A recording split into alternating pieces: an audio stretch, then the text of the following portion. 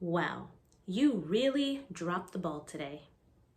I gotta say, I was really blindsided by his decision.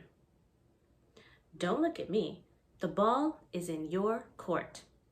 If you're wondering what any of these idioms mean, you're in the right place because today I'm gonna teach you 25 really popular sports idioms in English.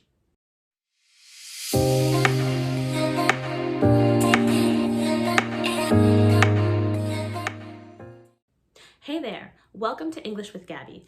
I'm Gabby, and today I'm going to teach you 25 sports-themed idioms. In case you didn't know, Americans love sports, and because we love sports, we love using sports expressions and sports idioms. These come up a lot during everyday conversation, so I'm going to help you learn how to understand Americans better and how to participate in conversations by using sports idioms. Before we get started, don't forget to subscribe to my channel. And don't forget to hit the little bell so that you can get notified every time I put out a new lesson. You ready to get started? Here we go. Number 1, the ball is in your court. This is when it's your responsibility to take the next step or to make the next move.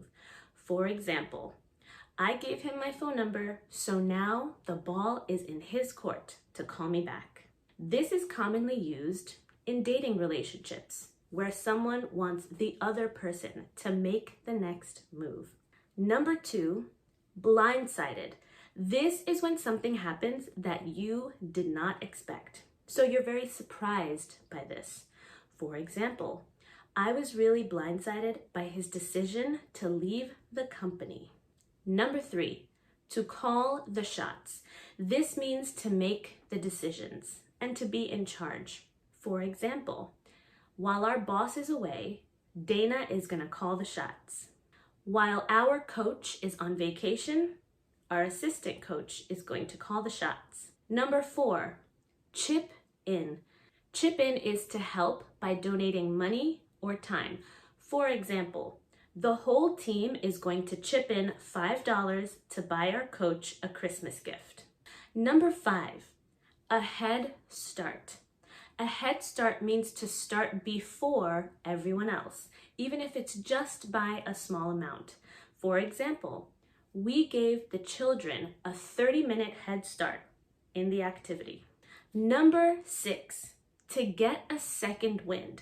This is when you're tired and you get a new, fresh burst of energy. For example, I was falling asleep and then I got a second wind after I drank a cup of coffee.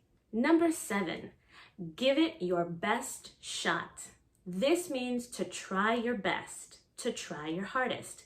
For example, if you give it your best shot, you might win the game. Number 8, to go overboard. This is to do too much, more than you should or more than you need to. For example, because her father is rich, he went a little bit overboard and bought her a horse for her birthday. Number 9, to hit below the belt. That's to do or say something that's mean or a little bit unfair. For example, he hit her below the belt by calling her unattractive. That was really mean. To jump the gun. To jump the gun is when you start something a little bit too early. I jumped the gun by buying them a wedding gift because they just canceled their wedding. Number 11, a long shot. This is something that's very difficult to do. For example, over 500 people applied for the job. It's a long shot that I would get it. Number 12, no sweat.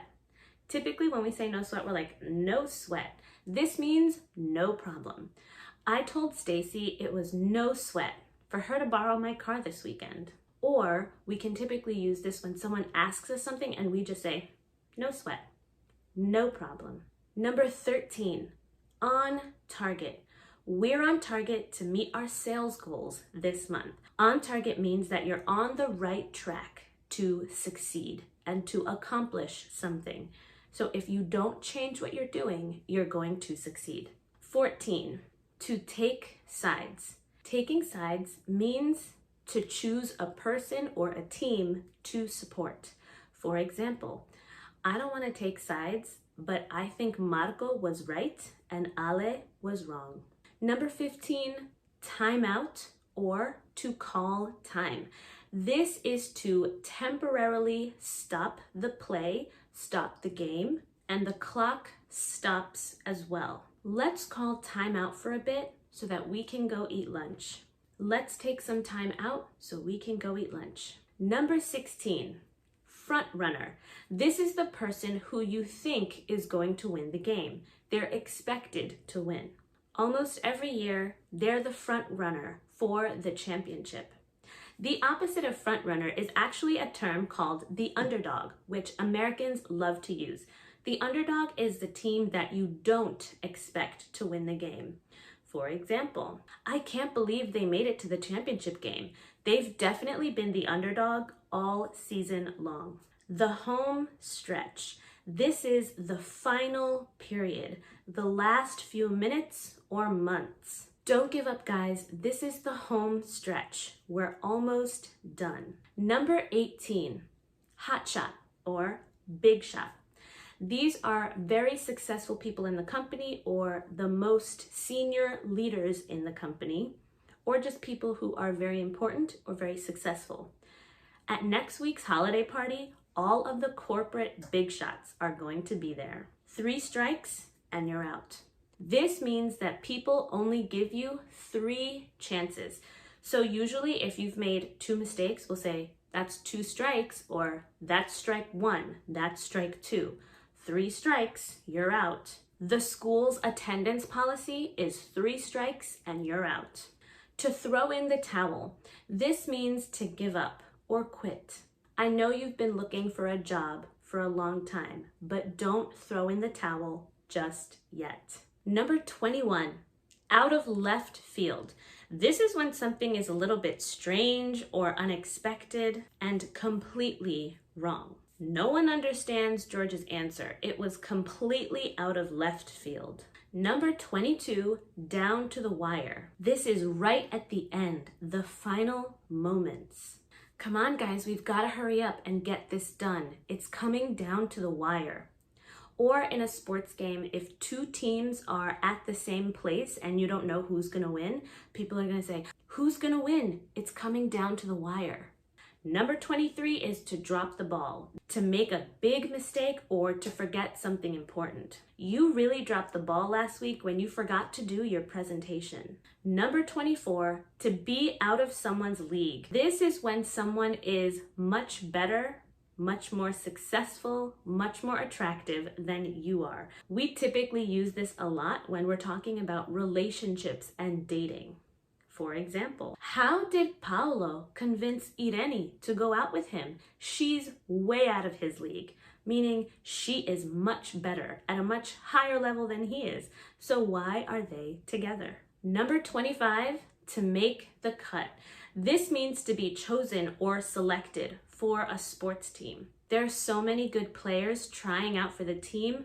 I'm not sure if I'm gonna make the cut. Here's a little bonus idiom. Number 26, to be neck and neck with someone. This is when you're even at the same level. These 2 teams are neck and neck. No one is sure who's gonna win the championship. So here's my question for you.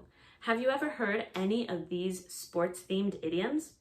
Or are there any others that you've heard that you're not sure about? Make sure to drop them below in the comment. If this video helped you in any way, make sure to hit the like button. Well, guys, that's it for today. My advice to you now is to go out and try to practice. Try to use these sports idioms in a conversation, even if it involves writing to someone, texting someone, or having a conversation with a random English speaker. The best way to improve your vocabulary is to take what you learn and use it. Don't forget to share this video with a friend so that they can improve their English too. Thanks so much for tuning in. I'll see you next time.